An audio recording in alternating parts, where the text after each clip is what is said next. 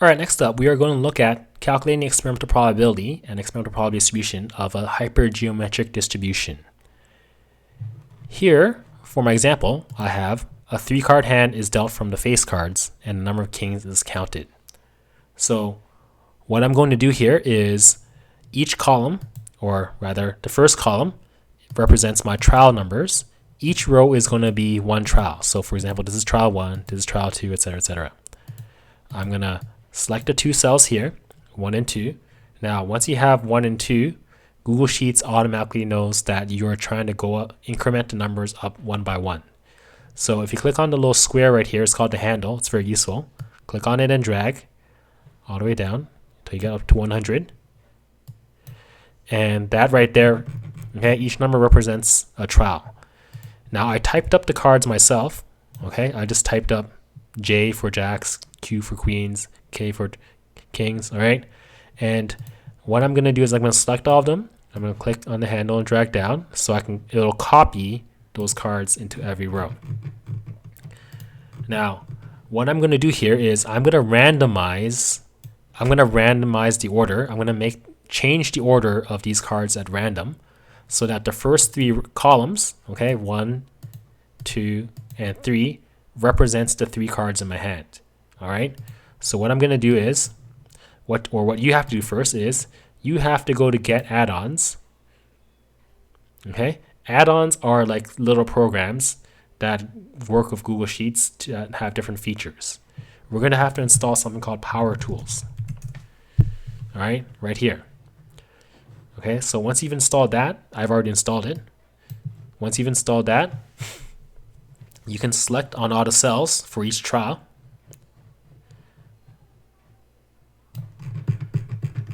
And you are going to go to Power Tools. All right, you're going to start Power Tools.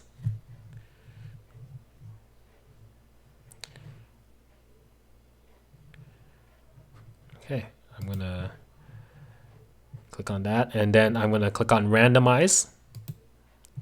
Okay, and you can click on Shuffle, and you're going to select cells in each row. What that is going to do is that'll just take each row that you've selected and it'll randomize the order of the values, meaning whatever cards you're going to get for your first 3 cards are going to be randomly generated. Okay, so click on Shuffle.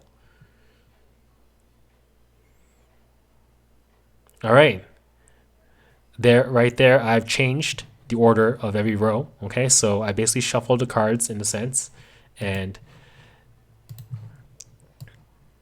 each of these 3 cards represents the cards in my hand. Okay, so I have a column right here to count my number of successes, which is number of kings. And what I have to do for that is I'm going to type equals count if. Okay, count if is a formula that will help me determine how many kings I have. Okay, we always start every formula with an equal sign. Type count if, and then you open brackets. Range is, okay, just these 3 right here, okay, because these are the 3 cards in my hand. All right, comma. I'm going to open brackets. Okay, I always have to, open quotation marks. I always have to use quotation marks for anything that's a word. Now, what I'm going to do is I'm going to type asterisk and then kings. All right, I'm going to K, rather. All right, I'm going to have an asterisk, okay, because just in case I have, so if I just do capital K, it's going to give me 0.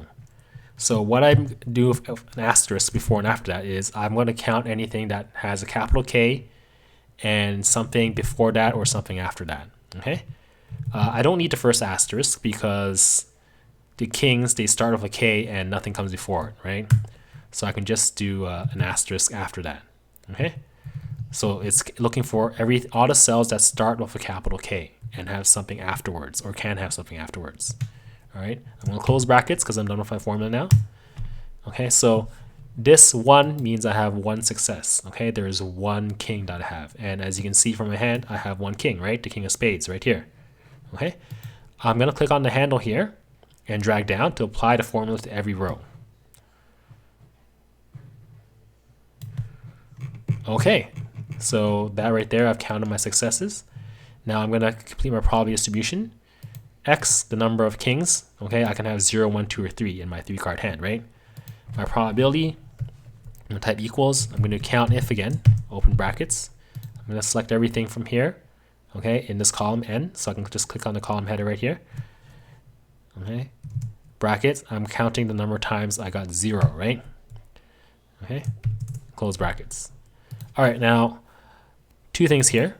One, instead of typing 0, it's going to be easier for me. I'm going to delete that to click on this or type P6. Okay, that way, if I click on the handle and drag here, it'll apply the same formula to when the random variable is equal to 1, 2, and 3. Okay, so it's easier if you typed P6. All right, second thing, this isn't really a probability, right? I just counted the number of successes. I have to divide by number of trials. I had 100 trials, so I'm going to do / for divide 100. And that right there is my probability. I'm going to click on the handle and drag.